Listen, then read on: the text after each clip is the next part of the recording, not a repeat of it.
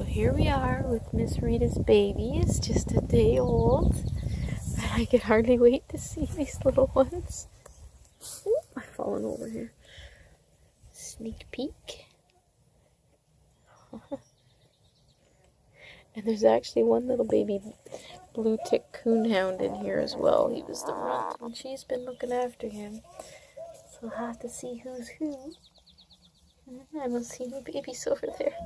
She has 8 babies. I know everybody's excited to hear which ones are blue tick or tricolor. We have 3 chocolate ones. Keeping y'all in suspense. I'm going to take a close-up look here in a second.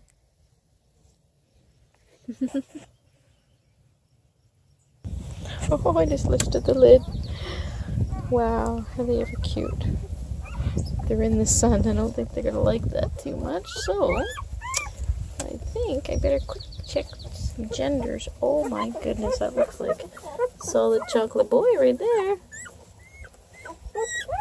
So I'm going to check these guys real quick. So, there you go, Mama. There's all the little chocolates. The solid one is a little boy. And there's this one. It's a little girl.